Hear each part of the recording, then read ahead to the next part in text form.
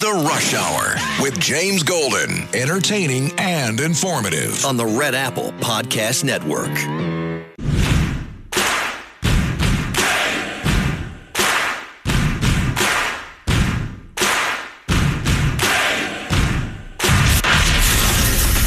Attention Ditto Heads. Attention Bo Scouts. Goes by the pseudonym Bo Snerdley. It's time for the Soul of Excellence. He is a radio host here in New York. The Rush Hour is on the air. Rush. Now here's James Golden. What is shocking to me is the fact that underneath this bunker, underneath the ballroom is a military bunker. Yes, that's what I'm talking about. And that part is really disconcerting because Trump says stuff like, I can't believe that people know about the bunker now because of a stupid lawsuit. Why is there a bunker? And are all the billionaires now, if something bad happens, is the plan that all of them are going under the bunker? Paradise? It's just like paradise. Isn't it? I wish it was like that. By the time that one is done, it will be the next president. So he's telling our enemies where the next president is going to be. Yes, and take a page out of Dwight Eisenhower's book. Dwight Eisenhower's book. He built the Greenbrier bunker in 1960. No one found out about it until 1992. That is how an adult comports national security issues. No, he telegraphed. That's it. That's exactly it. The message is also to you all. He thinks he's going to be here. He thinks he's going to be here as president. Why build a bunker? My friends, there are no words sometimes for the absolute I want to say the word idiocy, but I don't. That was on The View. We have more from there today. In fact, the White House ballroom is now in the news because breaking a few moments ago, a federal judge, as soon as you hear those three words, a federal judge, you know there's going to often be bad news or insignificant news. A federal judge ordered the Trump administration to stop the construction on the $400 million ballroom. His U.S. district judge, it's another one of these district judges in Washington, D.C., granted a preservationist group's request for a preliminary injunction that temporarily halts the ballroom project. This is a Bushy appointee, by the way. He said, the President of the United States is the steward of the White House for future generations of first families. He is not, however, the owner. This sounds right out of the talking books of Democrats. He doesn't own the right. He doesn't own it. He doesn't. Welcome, my friends, to the Tuesday edition of Bo Snerdley's Rush Hour, fastest hour in American media. Today, a little bit later, at the half-hour mark, we're going to speak with astronomer Gary Sagwin, who is going to join us. He's becoming our official astronomer. You know, tomorrow we go back to the moon, in a way, not landing on it, but we're heading back to the moon. So we're going to talk about that. Got a story from the New York Times. Nobody cares, pretty much is their big. Nobody cares about the damn moon. Well, maybe there are reasons we should care. But anyway, we'll do that in a little bit. We have more from The View today. And I very rarely even bother with The View because they're so...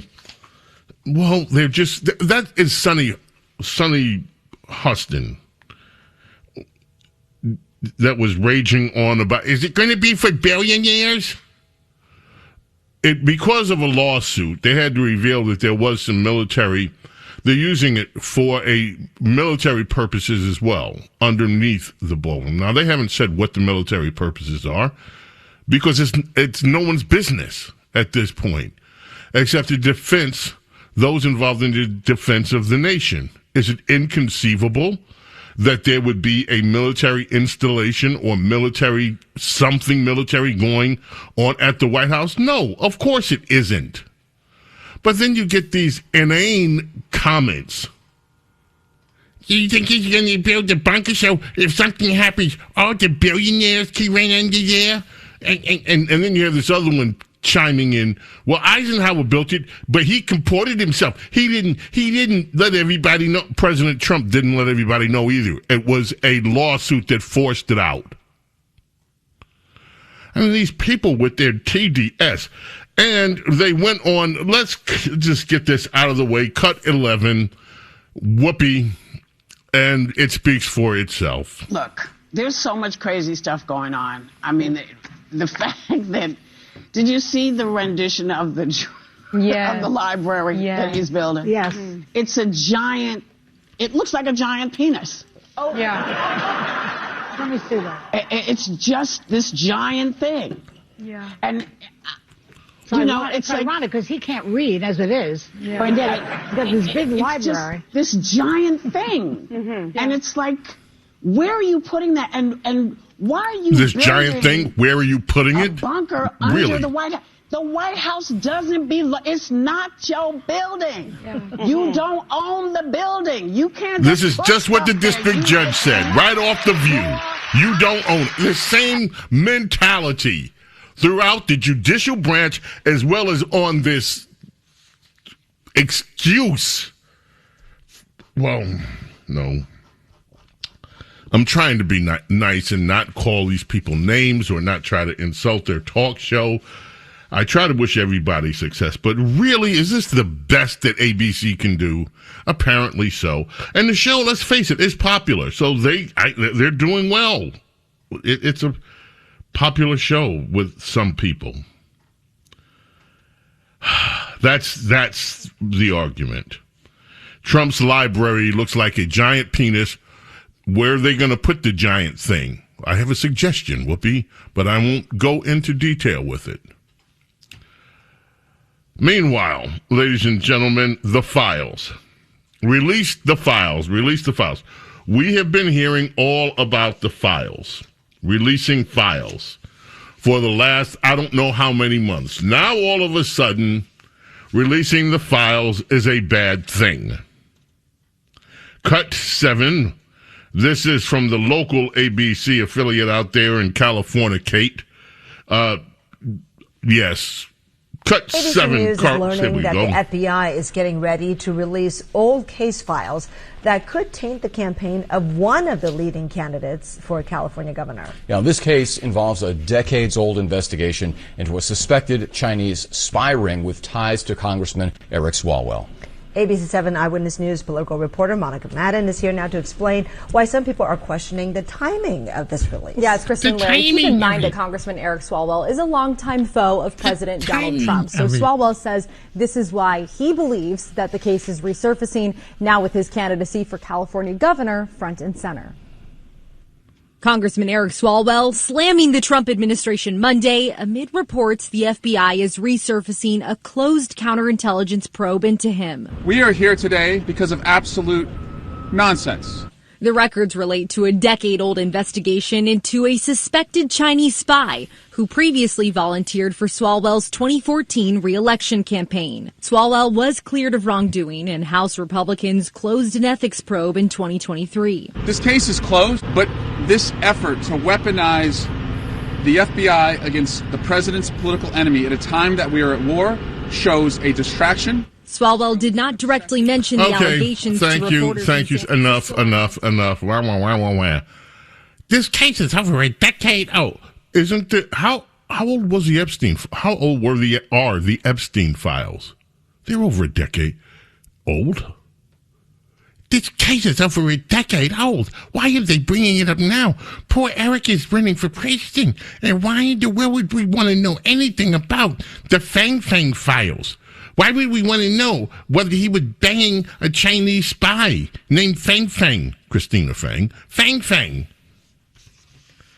They haven't even said yet that they're going to release the files. But instead of, we need transparency, everything should be made public. Now it's, why? Let's send a cease and desist order. Keep the files closed.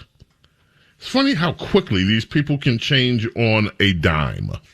A federal judge, another one this afternoon, some of you may have heard me speak about this moments ago. A federal judge on Tuesday has agreed to permanently block the Trump administration from implementing a presidential directive to end federal funding for NPR and public broadcasting service.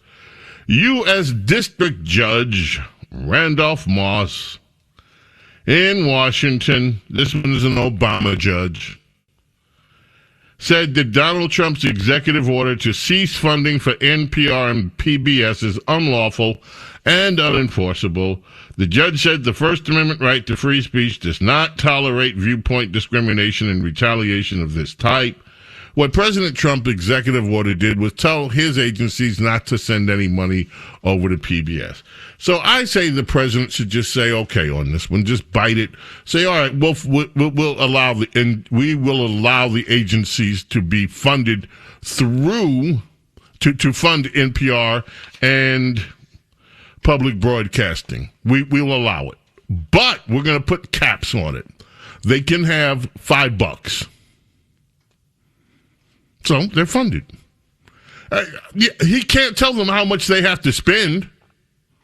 So if the agencies want to give NPR and PBS $5, well, okay, here. We put a spending cap on the funding, $5. And move on. Congress has defunded them, so this only pertains to things like grants and other money coming in from executive agencies. So the executive branch, the executive has a right to control the budget of the executive branch, and he can say, yeah, we'll give him $5. Give him $5 and move on. Not even worth fussing with these people. Didn't hear much about this in the news, did you? A New York City Democrat, I'm keeping an eye on the clock here, folks, we got to take a quick break. New York City Democrat and Hochul aide under investigation over alleged migrant shelter bribes. Say, what? Federal prosecutors are investigating whether a New York City council member and her sister, who happens to be a top aide to Governor Kathy Hochul, accepted bribes or kickbacks tied to city-funded steered into a migrant shelter. The March 19th warrant seeks evidence of possible criminal conduct involving Councilmember Farrah Lewis, a Brooklyn Democrat, her sister, Debbie Lewis, Hochul's Assistant Secretary for New York City Intergovernmental Affairs, and Edu Hemerlin, husband of Assembly Member Rodney Birchie Hemerlin, the chair of the Brooklyn Democratic Party. I probably butchered that name. It's not intentional. Looks like, hey, there are some questions that are being raised that people need answers to. And those of you in the New York area, I hope you're still asking yourself the question, why are you working? And especially those of you elderly residents who have raised children, you did it all yourself, you did it all. Many of you senior citizens in New York are now going to be paying taxes so that you can send and provide the children of government workers free child care. You never had any free child care, but these new Democrat government workers in New York City want to have free child care, Mondami spending millions of your tax dollars so that they can have free child care. And those of you who have children, who are just your average Joe and Jane taxpayers, you're probably not making as much as some of these government workers in some instances. So isn't it comforting for you to know that your hard-earned dollars are going to be spent to give free child care to government workers who probably earn more than you do? Isn't it just great what these people are doing? James Golden, Snerdley. That's the way of the world when liberals rule. It's amazing. James Golden, Snerdley, coming right back. Don't go away. Rush. This is the Rush Hour with James Golden. Bo Snerdley.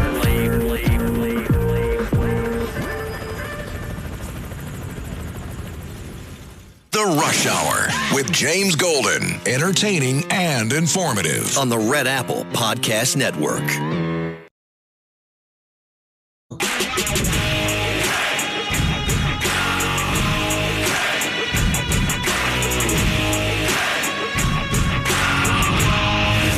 James Golden, known popularly as Bo Snerdley. This is The Rush Hour with James Golden. Rush. Yes, my friends, one of the videos that's still coming in from the Big No Kings rally over the weekend, and one video I found amazing. I want to play the audio from it. You know, Strait of Hormuz is still in the news. In fact, Donald Trump today suggested that the European nations maybe better find some courage to help out or else fight on their own in the future. But this man on the street interview about the Strait of Hormuz was from the, I think, New York City No Kings rally. Cut 13, Carlos, listen to this interview. Isn't it a little bit homophobic that we're so focused on the Straits of Hormuz and not the gays of Hormuz? Yes, I agree. Yes, for sure. Why do you think they're willing to leave the gays of Hormuz behind? I think it's just historically, like, you know, gays have always been very discriminated against, which is wrong on so many levels. Even in war. Yeah, even in war. It just takes more reform in government, obviously, and then also educating society. I just feel like if we're going to go in there, we can't leave the gay people behind. Right, I don't think we should go in there at all, but if we're going to, the gays of Hormuz, we could turn it into Fire Island. For sure.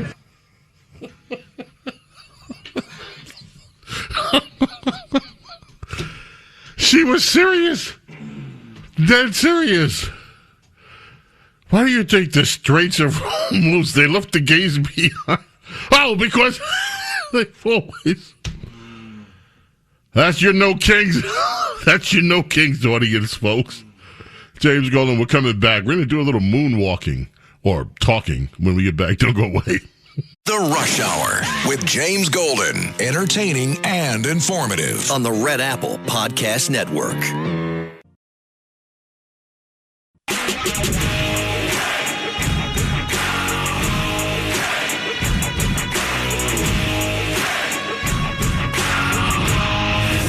James Golden, known popularly as Bo Snerdley. This is The Rush Hour with James Golden. Rush. James Golden, Snerdley. We are here. It is the Tuesday edition of Bo Snerdley's Rush Hour. And we're going to do a little chat up about something that is taking place tomorrow. And that would be the next mission to outer space, heading back to outer space with live astronauts. Our astronomer, our Gary Sanguin is with us. Gary, welcome. How are you this afternoon? Fine, James. Thank you very much for having me on again. It's a pleasure, and I'm very, very excited.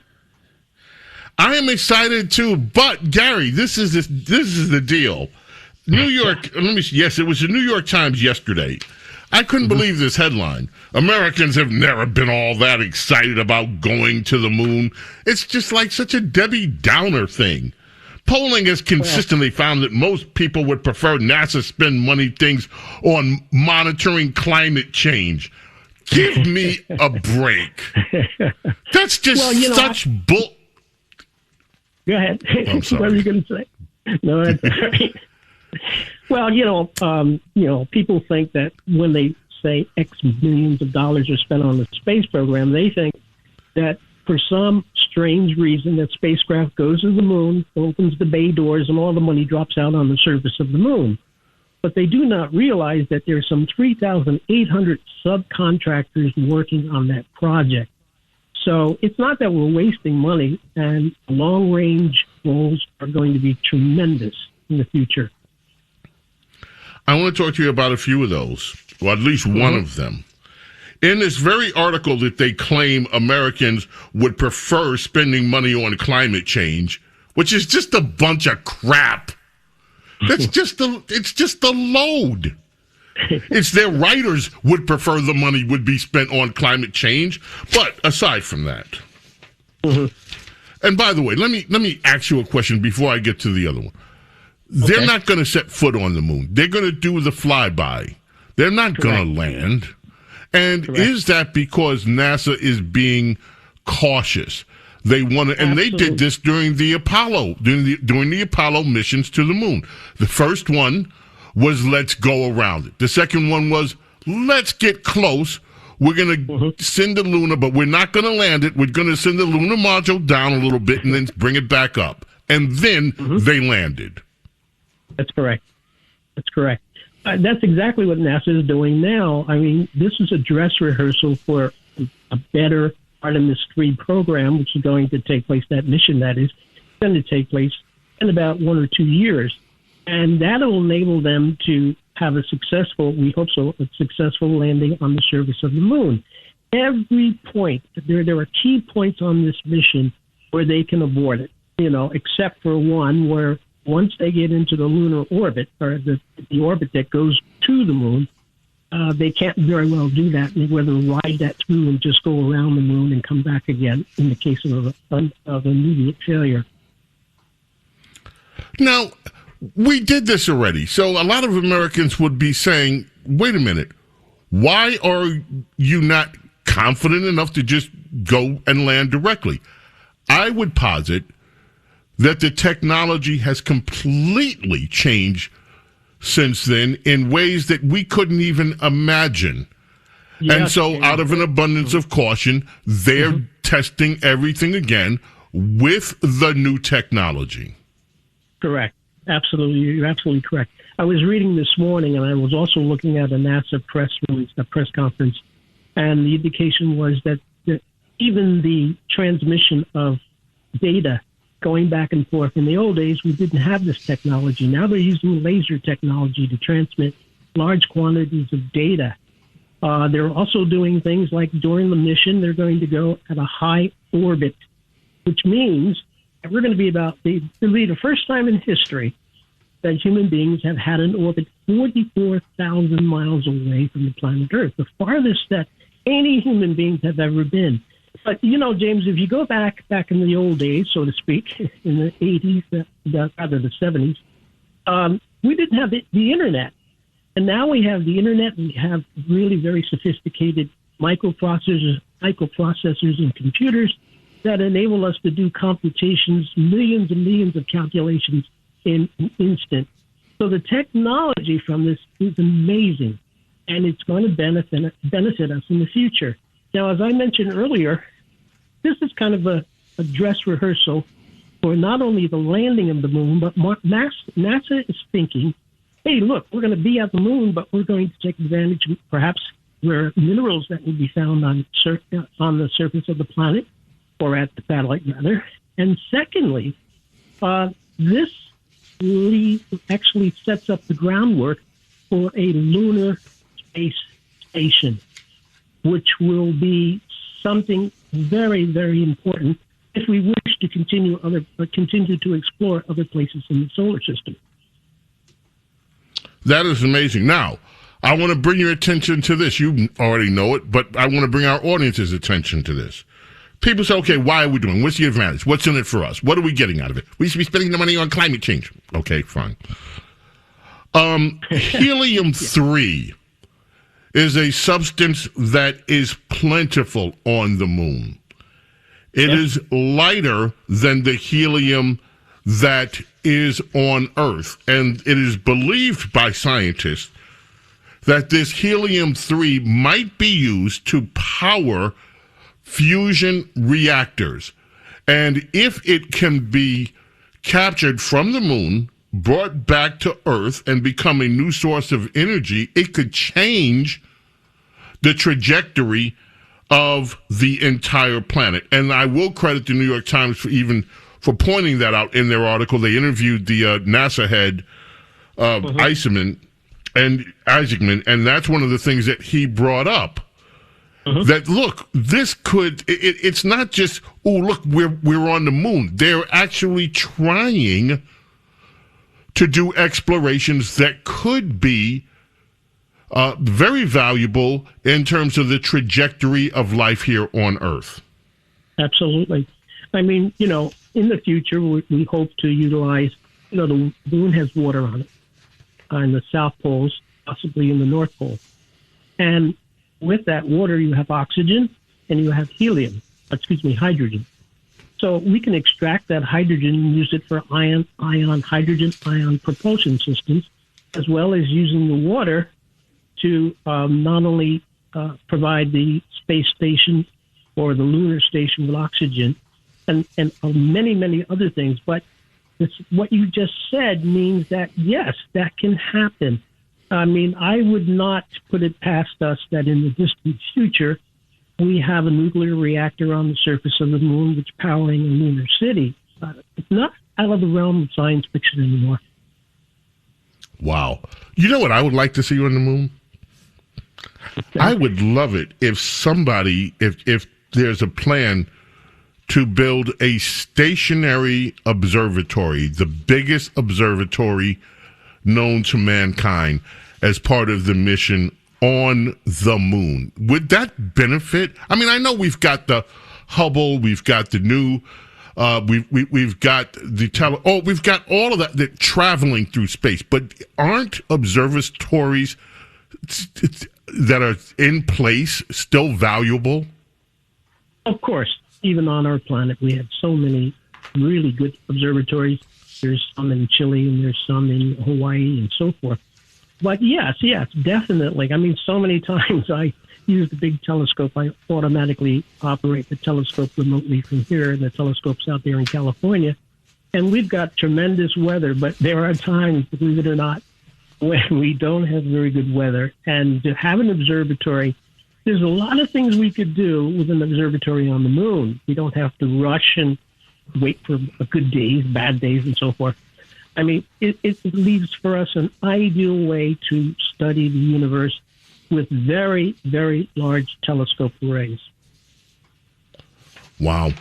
Well, I'm looking forward to it. Now, the launch is supposed to be at 6:24 tomorrow evening. Yes. I know you're going to be watching. Of course. Definitely. Absolutely. So, and they'll be back in 10 days.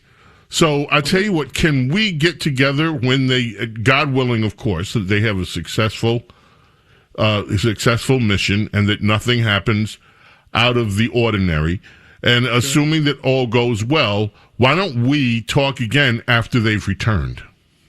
I really would appreciate that. I think, as like I said at the onset of our conversation, I was very excited about this particular mission. The first time that we have a crew of 4 people, the first time we have a woman who's going to the moon, the first time we have a black astronaut going to the moon, and we're taking along a Canadian. Ha! Yes, 3 Americans and a Canadian.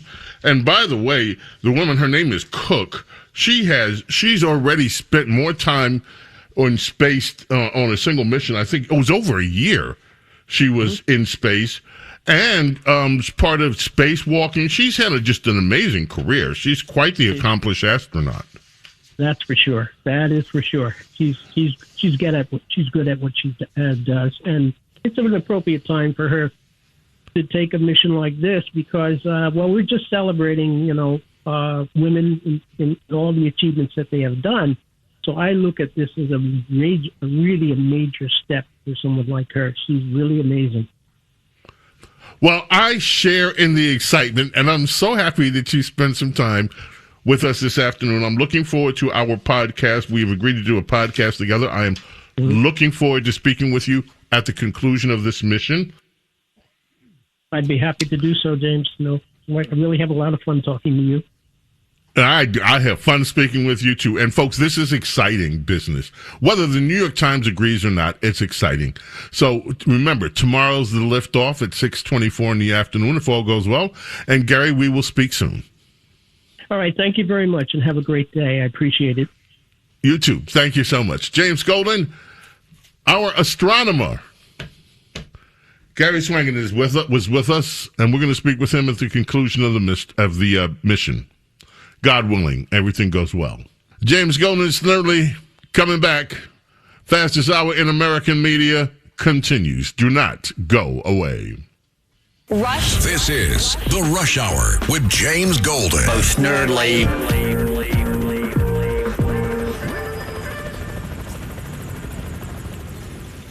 The Rush Hour with James Golden. Entertaining and informative. On the Red Apple Podcast Network.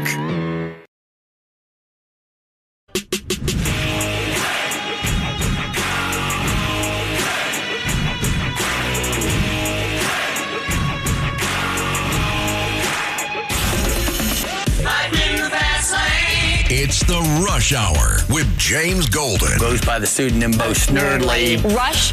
Now, here's James Golden.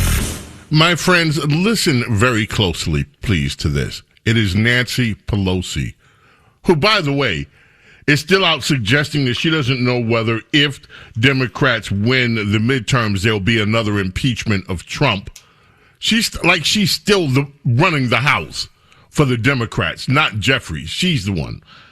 Anyway, listen to this interview and listen carefully to what Ms. Pelosi says. We always have concerns, but with this president and these Republicans who have no commitment to the rule of law and doing things the appropriate way, we're ready. We have three purposes now. One is to win the midterms. Two is to make sure the elections are safe. And three, to tell people what we will do when we win.